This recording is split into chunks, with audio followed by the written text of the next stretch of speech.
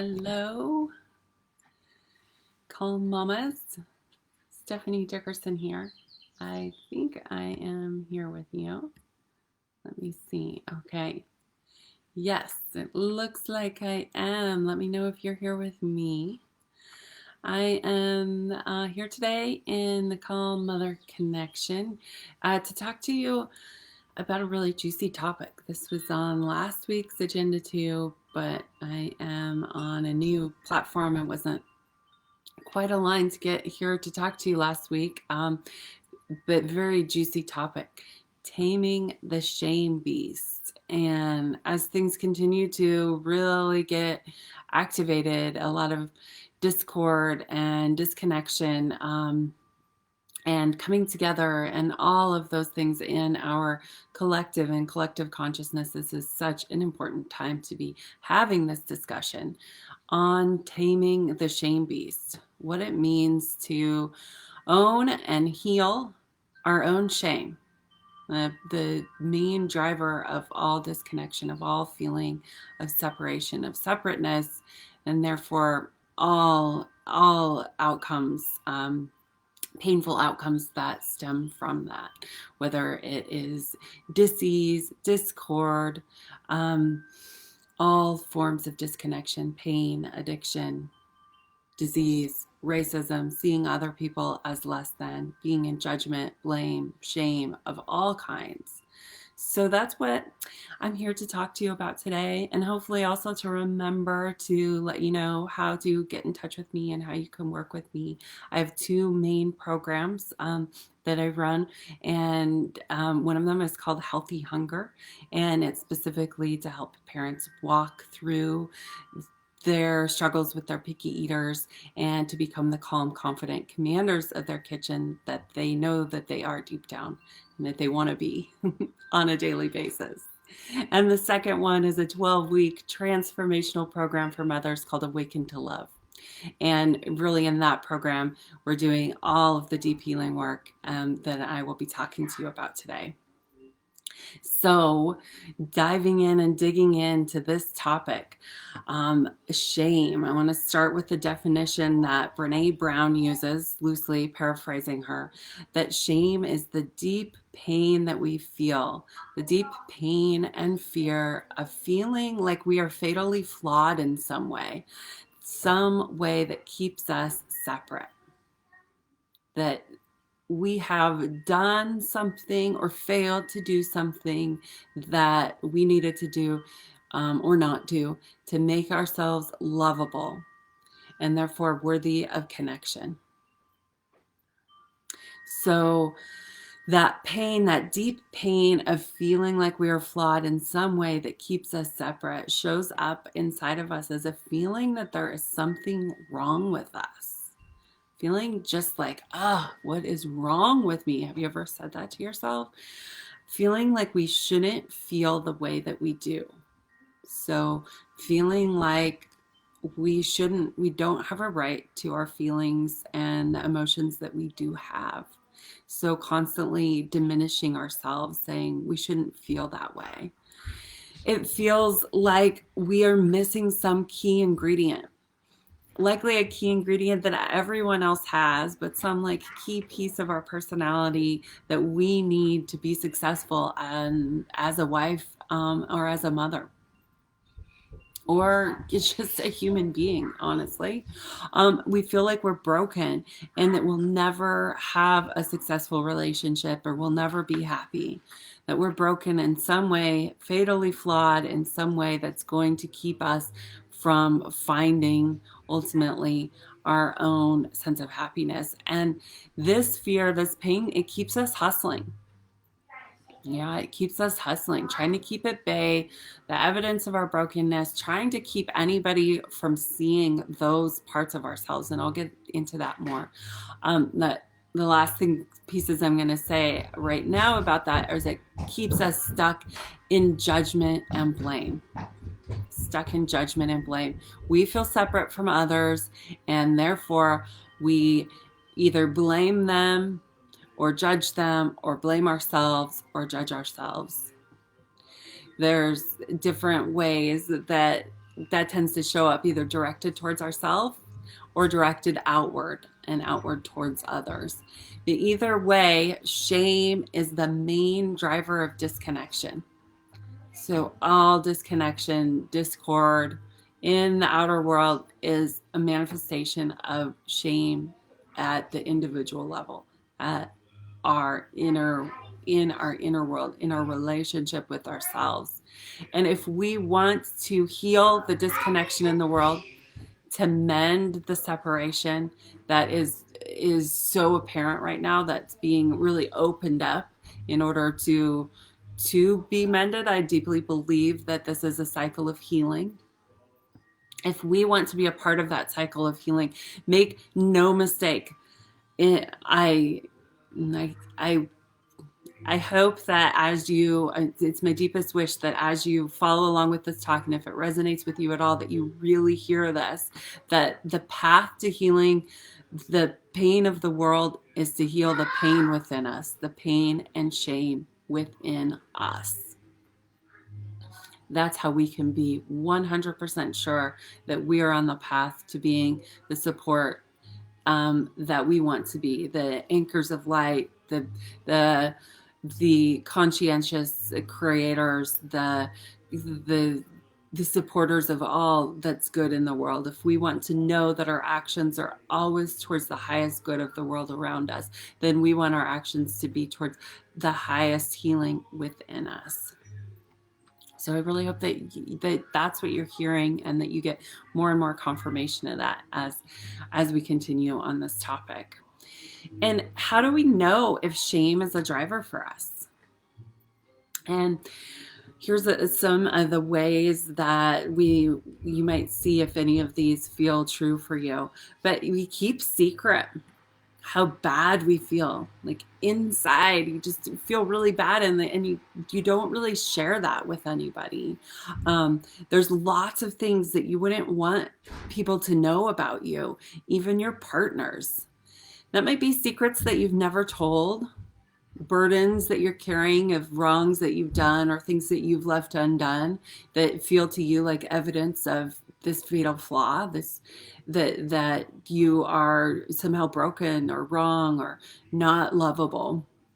And so it might be these secrets that you've never told, but it might also just be like how you really are in the moments of deep frustration with your kids. Maybe that's something that you don't even let your partner see. How it is when you're deeply frustrated alone, going on hour 9 or something alone with your kids, and you're pulling out your hair, and the things that you say in that place.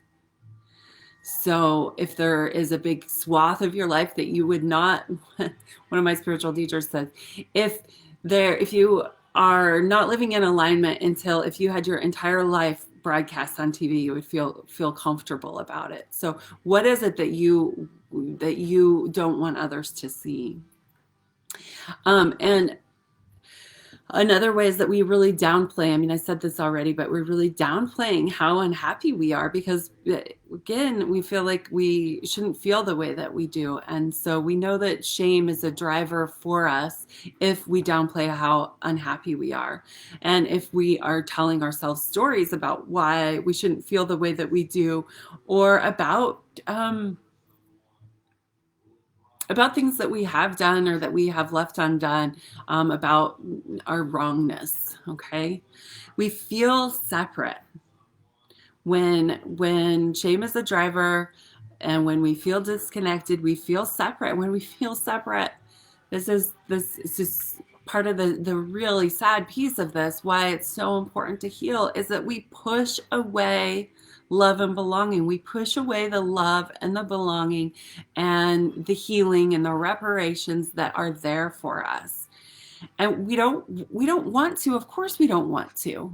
That's what we are all wanting. That's, in fact, as humans, that's what we all have in common, are these basic needs for safety, love, and belonging. But we push them away because we're defensive and guarded. We couldn't, when we're being driven by shame, a lot of times it feels like we couldn't let support in. Maybe even that's how it feels, like coming, like not even wanting to show up on a coaching call with me on just one of the free calls, because we wouldn't want somebody to see. They would find us out. So we get stuck in this place where we can't let support in because they would see, because we would be found out. So if you have these kind of thoughts and feelings, it's a sign that you're being driven by shame, and that feeling of disconnection is based in shame, and therefore it is not real, as I'll walk you to as we come along, because we are all worthy. It's what we all have in common as human beings, is that we need and want safety, love, and belonging. But another way of saying that is also that is our birthright as humans. We all have the inherent goodness, the inherent capacity for safety, love, and belonging. That's actually our birthright, and it's here waiting for us when we clear the blocks, when we clear the limiting beliefs, when we clear the ideas that we've made about ourselves as being wrong and broken and less than. It's all here waiting for us. And the reason why it's so important that we find that, I know you already know, but the way that we act towards our children, the way that we treat them when our own shame is activated, when we're in what Brene Brown calls a shame storm, when we feel separate and we feel unsafe, then we feel attacked by just the existence of our children. And this is like when we take personally their actions. And I hear so many moms say that. I just want to get to a place where I don't take their actions personally. But when we feel separate and we feel unsafe, we just do, because that we feel separate. Okay, so we receive their existence, every bit of their behavior, as an attack. And we feel victimized by them. And when I say victimized, I mean powerless to change our response, our children's behavior, or our circumstances. We feel victimized by them, by their behavior, by our circumstances, or their diagnosis, whatever our story is. And our children are not free to be. Do you know that expression? This is like what children need to be developmentally supported. They need to be free to be themselves. But that doesn't work when we're in disconnection, when we're being driven by shame, because we're overly controlling. We're impatient, we're intolerant, we're inflexible. We hear ourselves saying things like, "What is wrong with you? How could you treat me this way? Go away, just stop," right? These things that they do sound awful. And can't you just be easier? I mean, why can't you be like your sister and brother? If I would have done things like this when I was your age, how could you be so hurtful? Mommy can't stand it when you do that. Their behavior is like fingernails on a chalkboard when we're in this disconnection, driven by shame. And the more you try to get away, the more they pursue. And I just have this image then of like what's being left in the wake. It's just leaving a wake of shame behind. Yeah. And when we're in this place, we receive even the most loving support as criticism. We ever felt like that? Like your partner comes in and tries to chip in or to make dinner, and we receive it as like, "Oh, you're doing that because you think that I'm doing a bad job." And what do? We like bite the hand that feeds us, right? Whatever the expression is, we push away, we bat it away. We receive well-intentioned support as criticism. We feel unsafe. We're ruled by anxiety. And we can't access our inner wisdom, our knowing. So it's hard to make decisions. And we have this experience of, I don't know what's best. What's best? How do I show up in this situation? Who am I going to be in response to this? I don't know what's right. I don't know what's right. I don't know how to give my kids what they need. I don't know how to show up in the world. And it's hard to make decisions because we're afraid of doing the wrong thing. When we're in a disconnection driven by shame, we're constantly trying to get it right, to get our outer circumstances to where we feel good, to where everybody's happy, so that we think that that's what's going to get us to a place of being safe and loved and like we belong. Right? So that's where our overly controlling behavior comes from, our lack of tolerance, our inability to receive support, the difficulty that we have making decisions or knowing what's best for our children, knowing what we need, getting good at hearing our own inner voice. But here's the thing.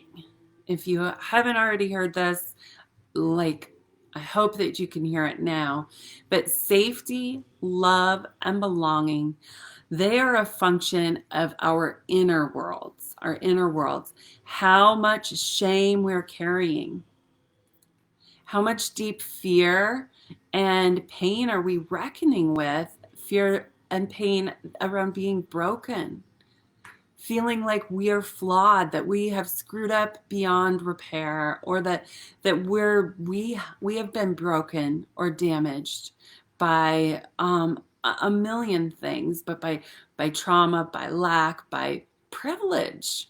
It doesn't matter. It's what the cause is. The result is this feeling that there is something wrong with us that we are powerless to change. And that is not true. That's not true. Safety, love, and belonging are a function of our inner world. They are not a function of getting our outer circumstances to a place where we can finally feel good. That will never happen. I mean, how many of us thought that getting married and having a family would be the answer to finally feeling okay, to finally feeling secure?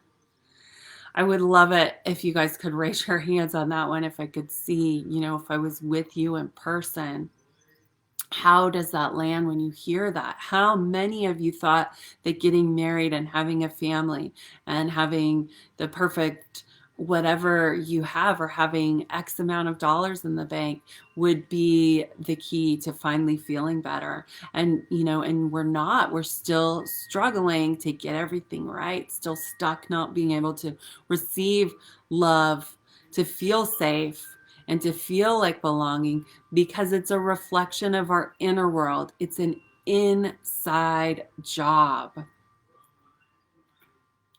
And when we realize that getting married, having our children, having our family did not fix that feeling inside, that we realize not only do we have to do this for ourselves, now we have to do it for our kids. The stakes just got so much higher, exponentially higher, because not only do we have to feel and heal our own shame in order to feel better, we have to do that, or we have to pass it on to our children, or we will inevitably pass it on to our children as well. Right? So letting that sink in. Safety, love, and belonging are an inside job. They are an inside job. We're responsible for doing that for ourselves. If we fail to do that, we will be passing on the same wounding towards our children. Whether or not we parent in conscious opposition or unconscious sameness as our parents, we will pass it on if we are in disconnection, if we're in fear, if we are in unsafety, if we are not certain in our belonging. It doesn't have so much to do with our behavior. In fact, very little. It has to do with our inner status. So that's the work for you and me and all of us to do, to heal our own shame, to claim it, to name it, and to tame it. Claim it, name it, and tame it. And then I know on my, welcome, on my invitation to this talk, I have a picture of a cute baby, and it makes it a little hard to say my next two pieces of how to do it. So we are talking about taming the shame beast. And for this part of my teaching, you can think of it as a monster or a virus or a parasite of some kind, because the ways that we are going to heal it are going to be to stop feeding it. Don't feed it and make it bleed. Okay, so I'm saying that I feel like, oh, that sounds awful. It sounds so shocking. But I'm going to circle back around to telling you how to do that. But first, I want to tell you what it feels like to be free of the shame beast, to have that disconnection repaired, to have that mistaken sense of separateness healed. It feels like being connected to yourself, to your higher guidance and your wisdom, but also your creativity, your passion, your purpose. You have no doubt of how to show up for yourself and your kids to be of the highest good for all. And you know unequivocally what's best for you and your children, unequivocally, because you have a deep sense of inner safety. You're able to freely give and receive love. And that worthiness of and receiving and giving love results in a deep sense of belonging, a deep sense of knowing how much you deserve to be whole and happy and to love. When this mistaken sense of separateness is healed, when the rift of shame has been tamed, you understand really deeply that and know that you are an active participant on your healing journey, your spiritual path, your path to awakening, to becoming the truth of who you are, more and more of the highest and best, most beautiful version of yourself. You understand that path and you're an active participant on it. So you have shed this feeling of powerlessness and you've stepped into your own power to walk that path, to make those choices, and you're able to create the conditions for your kids to thrive, to create the conditions in which they will thrive and do their most optimal development. Because you can show up and be present for them. And that looks like play and silliness and love and lightness and flexibility. Flexibility as a parent. So the ability to set a firm boundary when one is called for, and the ability to give unconditional love, to give so much love and soothing when that is called for, and the wisdom to know when is which. Does that make sense? So flexibility in your parenting style is a big outcome of no longer being driven by shame and disconnection. And this greatly enhances your feeling of satisfaction as a parent. And you know that you're growing, right? You know that you're growing. That's an outcome of being in connection rather than in the disconnection of shame. And so walking back to how to get there, the name it, claim it, tame it, don't feed it, and bleed it. So those steps to claim it, that just means, yes, you are mine. Look at it. Look at that uncomfortable feeling of separateness. It does not have anything to do with my husband's tone of voice when he offered to make dinner. It does not have anything to do with my children's behavior. It doesn't have anything to do that my disconnection, my feeling of separateness and pain is not being driven by my child's behavior, even if it's behavior that's on a spectrum or that has a diagnosis attached to it. My pain, my disconnection is not being driven by outer forces. I'm going to claim it, claim my shame, claim my pain, look at it. Where did it come from? How does it show up? What behaviors? What behaviors does it drive? Does it drive anger, rage, impatience, frustration? Or does it drive a constant busyness, an inability to sit down, to settle in, or to tune in, to be present? Or does it drive numbing with substances or scrolling on your phone, numbing or distracting, handing your kids a screen? Does it drive behaviors of pleasing, of feeling like you need to take care of and please everybody to create a connection in the outer world? So naming it and claiming it. And then by taming it, this is where okay, so it's useful to know that feeding it, shame is fed by secrecy. It's fed, it thrives in the dark. It thrives in the dark and in the secret. And it's bled by talking about it. Shame cannot stand to have light shined on it. It cannot stand to having words around it. That's why it feels so good to just download, to vent. And that's why it can feel so good to receive support, like support and therapy, particularly in the beginning when we get that relief of just bearing our soul. And a question to bring to yourself is how much of yourself, like when you do receive support, when you do like let down, when you vent or have a good cry or lean on a friend's shoulder, how much of yourself are you really bringing? How much of it is still staying hidden? Are you still downplaying your unhappiness, the sense of separation that you feel in your marriage, or the real sheer nastiness that comes out of you when you're really triggered by your kids? So this is a huge, this is the solution to shame, is to get support, to let skillful others in, skillful others who have the solution to your problem.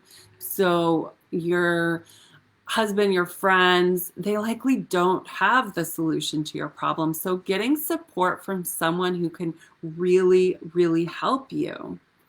And not problem-focused support. Okay, so there's that relief of just like first naming the problem, but life is driving us to release all of our limiting beliefs. And our limiting beliefs are those beliefs that hold the sense of separateness, that anchor in, that solidify our mistaken sense of separateness.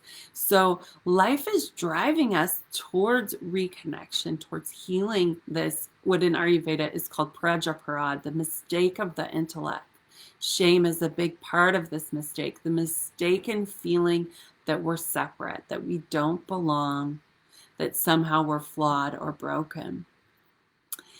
The fastest, absolutely, hands down, the fastest, best way to do that, to heal that, is through skillful reflection and learning in community, by showing up with others and with somebody who has known and knows exactly where you are, so that you can be received. And so that these dark and hidden parts of you can be really seen and be loved. So the fastest way back into connection and safety and love and belonging is receiving skillful reflection and learning in community. It's the quickest way of seeing our shame and shedding it, of changing how we see ourselves and how we see the world. It's the fastest way that we can learn to tell a new story for ourselves, a story of higher truth, a more beautiful story of who we are, of more of our capacity. So that is what I want you to know and hear from me today. That's what I had to share for you about shame. I would love for you to continue the conversation here by letting me know what landed for you. If there's any places that felt like, oh, that feels true, let me tell you, those are juicy places. If you have inner arguments or places where questions arise, you're so welcome to bring those here.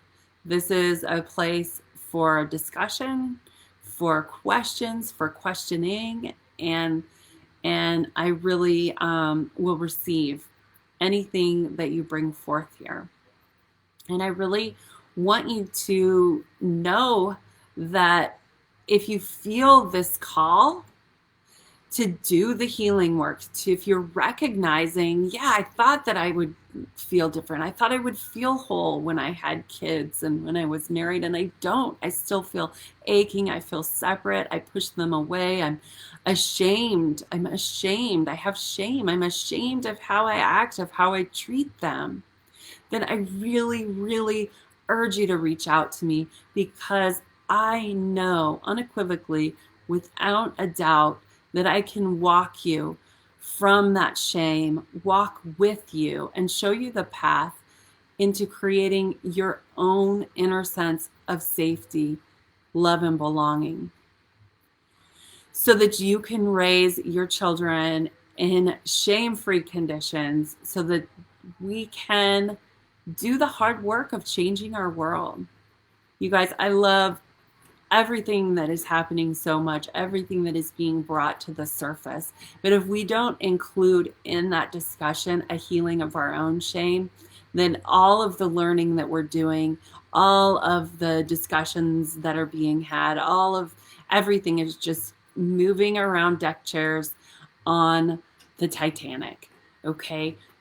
Shame is the main driver of disconnection, and healing it is an inner job. When we do that, connection is spontaneous. Healing is instantaneous.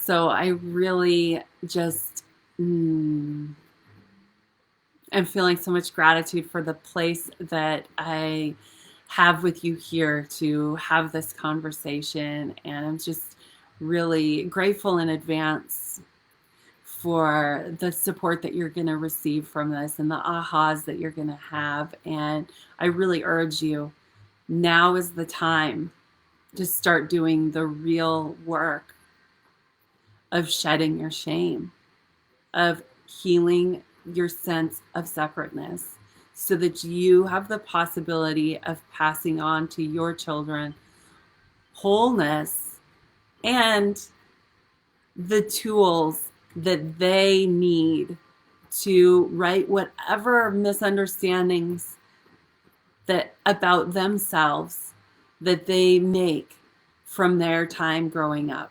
Because we all, no matter how much healing we do, we're all going to make mistakes, and we're all going to inadvertently give our children the message that there's something wrong with them. But we can heal that in ourselves, and we can model for them. This is what it looks like to shed my beliefs, to no longer buy into something being wrong with me, to make a change inside myself that will reflect out into the world. Okay, and I really need to say goodbye now, because I think I'm a few minutes late to my weekly coaching call. So if any of you ladies are on here, sorry, I'll be there soon. I love you so much, and can't wait to be with you again next week, if not before. Bye for now.